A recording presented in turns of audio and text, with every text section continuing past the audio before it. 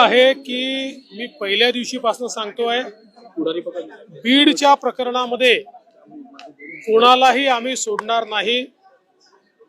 ज्याचा ज्याचा संबंध आढळेल, ज्या ज्या प्रकरणात आढळेल त्या प्रत्येकावर या ठिकाणी कारवाई करण्यात येईल। अतिशय कडक कारवाई करण्यात येईल। गुंडांचं राज्य आम्ही चालू देणार नाही।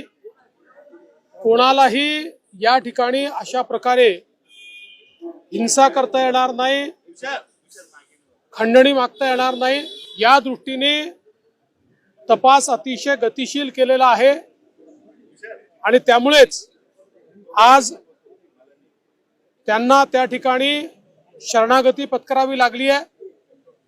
आता हत्येतले जे आरोपी फरार आहे त्यांना पकडण्याकरता देखील वेगवेगळ्या टीम्स या पूर्णपणे कामी लागलेल्या आहेत आणि